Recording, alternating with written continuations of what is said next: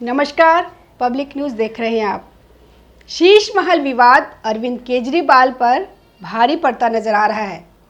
CPWD की report अब केंद्रीय सतर्कता आयोग सीबीसी को सौंप दी गई और उसके आधार पर आगे की कार्रवाई तय होगी। आरोप है कि सीएम आवास के रिनोवेशन के नाम पर करोड़ों रुपए खर्च किए गए, जबकि असल में अवैध पुनर्निर्माण और लग्जरी सुविधाएं जोड़ी गई। स्मार्ट टॉयलेट से लेकर करोड़ों के पर्दे, 65 लाख का टीवी, हाईटेक सोफा और मसाज चेयर इस सूची में लंबी है। इतना ही नहीं, आसपास के सरकारी फ्लैट्स और बंगले भी तोड़कर शीश महल का हिस्सा बना दिया गया। अरविंद केजरीवाल जो शीश महल से चले तो गए, लेकिन उसकी जांच भी उनके पीछे पीछे चल रही है कि अरविंद केजरीवाल ने शीश महल में क्या क्या किया, किस तरह की वहां पर गड़बड़ियां हुई, क्या खरीदा गया, कैसे खरीदा गया, क्या क्या बदलाव किए गए और कैसे जनता के पैसे का दुरुपयोग हुआ। अब इसकी एक रिपोर्ट बनकर तैयार हो गई है। यह सब जो आरोप लगा था उसकी एक रिपोर्ट बनी है और यह बनाई है सीपीडब्ल्यूडी यानी कि सेंट्रल पब्लिक वर्क्स डिपार्टमेंट ने, और यह रिपोर्ट केंद्रीय सतर्कता आयोग को सौंप दी गई है।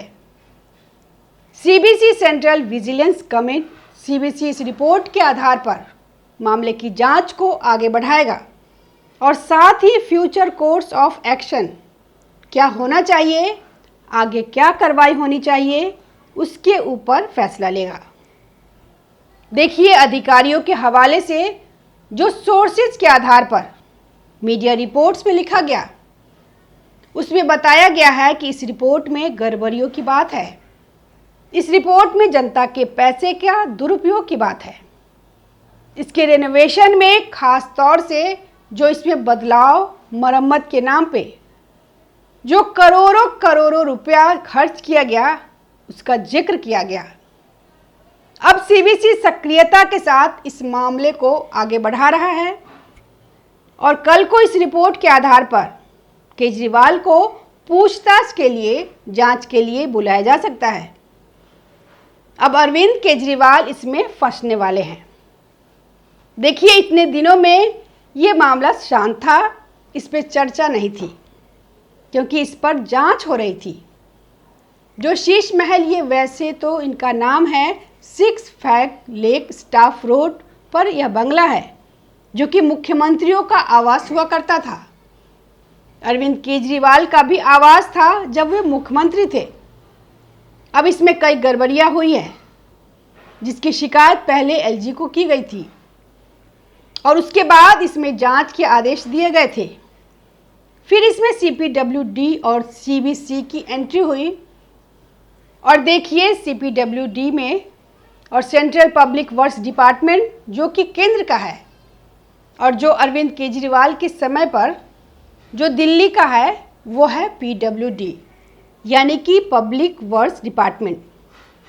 अब इस पूरे मामले में पीडब्ल्यूडी की भूमिका जो है वह संदेह के घेरे में है, क्योंकि जब अरविंद केजरीवाल ने यह शीश महल के पुनर्निर्माण का जो इनका आइडिया आया था और इनको जो शुरू किया था, तो उसमें पीडब्ल्यूडी देख रहे थे सत्येंद्र जैन। अब पीडब्ल्यूडी ही उसके लिए बजट पास करेंगे कि रेनोवेशन के लिए इतना पैसा लग गया और यह मरम्मत करानी है, इतना पैसा लगेगा, क्या सामान चाहिए, उसके लिए बजट पास होगा। अब इसके अंदर उन्होंने किया क्या कि आपको 1 करोड़ से ऊपर के बजट के लिए एलजी की अनुमति चाहिए होती है, तो इन्होंने 99 लाख के बजट बनाए, तोड़ दिया उसको, 99 लाख का बजट बनाया और अप्रूवल सिर्फ डिपार्टमेंट से हो गया। तो यानी कि पीडब्ल्यूडी की मिलीभगत थी, इसीलिए इसकी जांच सेंट्रल पब्लिक वर्क्स डिपार्टमेंट ने की थी। देखिए, इसमें गड़बड़ियां किस तरह से है। 2 तरह की चीजें हैं। एक तो पूरा स्ट्रक्चर जो दोबारा बनाया गया उसको लेकर गड़बड़ियां है। दूसरा, स्ट्रक्चर के अंदर जो सामान मंगाए गए उसको लेकर गड़बड़ियां है। अब जो स्ट्रक्चर बना, उन्होंने जो परमिशन मांगी थी जो उन्होंने लिख के दिया था कि हम इसमें क्या क्या मरम्मत करेंगे, थोड़ा बहुत बदलाव कर रहे हैं। इसके लिए बजट उन्होंने अनुमानित एक बजट दिया था, वो भी करोड़ों रुपए का था। लेकिन इन्होंने किया क्या? उन्होंने इसका पुनर्निर्माण कर दिया, बिना नक्शा पास कराए, बिना किसी अनुमति के। जबकि आप बिना अनुमति के, बिना कारण बताए कि पूरी तरह से तोड़ कर नया बनाना है, तब तक आप ऐसा नहीं कर सकते। लेकिन इन्होंने रेनोवेशन के नाम पर पुनर्निर्माण कर डाला। और उसमें क्या किया? इन्होंने जो फ्लैग स्टाफ रोड है, उसके आसपास राजपुरा रोड है, वहाँ पर सरकारी फ्लैट्स थे, उनको अवैध तरीके से तोड़ दिया गया ताकि वो इनके शीश महल का ही हिस्सा बन जाए। और इसी दायरे में 2 सरकारी बंगले आते हैं, 8A और 8B। इनको भी उन्होंने एक शीश महल के ही बाउंड्री में ले लिया। अब सोचिए, अरविंद केजरीवाल का वो कम पड़ रहा था जिससे पहले शीला दीक्षित रहती थी, तब वो शीला दीक्षित के लिए ठीक था। वो यहाँ पे 15 साल रह गई मुख्यमंत्री के तौर पर। लेकिन अरविंद केजरीवाल को वो छोटा लगने लगा। जो कहते थे कि मैं 2 कमरे के फ्लैट में रह सकता हूँ, एक में मैं, मेरी पत्नी, बच्चे और एक में मेरे मम्मी पापा, और मुझे क्या चाहिए? उनको पुराना वाला जो सरकारी बंगला था, वो भी जो मुख्यमंत्री को टाइप A का बंगला मिलता है, छोटा मोटा बंगला नहीं मिलता है।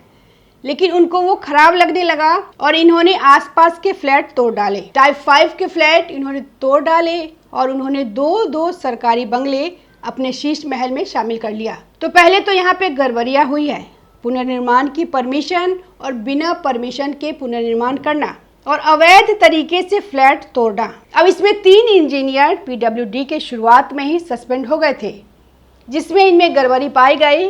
क्योंकि इंजीनियर्स परमिशन देते हैं, उनकी भूमिका होती है, तो इसीलिए शुरुआती दौर में ही उनको सस्पेंड कर दिया गया, क्योंकि उनकी गड़बड़ियाँ पाई गई।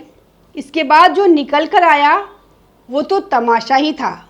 जो अंदर इन्होंने क्या क्या करवाया है, जांच में सामने आया कि बजट को 1 करोड़ से नीचे रखकर LG की अनुमति से बचा गया और PWD की मिलीभगत से टेंडर और अनुमोदन पास कराए गए। अब सवाल यह है कि महंगे सामान वास्तव में खरीदे गए थे या सिर्फ कागजों में कीमतें बढ़ाकर घोटाला किया गया।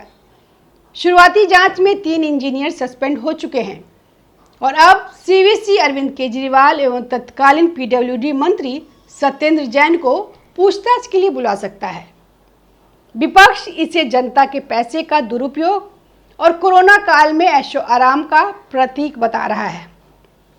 अगर रिपोर्ट में बड़े स्तर की गड़बड़ियां साबित होती है तो यह शराब घोटाले से कम नहीं माना जाएगा। शीश महल केस ने राजनीतिक भूचाल ला दिया है और अब सबकी नज़र इस पर है कि आगे केजरीवाल और उनकी टीम के लिए क्या कानूनी मुश्किलें खड़ी होती है। दोस्तों, क्या आपको लगता है कि शीश महल केस में अरविंद केजरीवाल फंसने वाले हैं? कमेंट में अपनी राय जरूर बताइए। धन्यवाद। ताज़ा खबरों से जुड़े रहने के लिए हमारे चैनल को सब्सक्राइब करें और बेल आइकन को दबाना ना भूलें ताकि हर खबर की नोटिफिकेशन आपको मिलती रहे।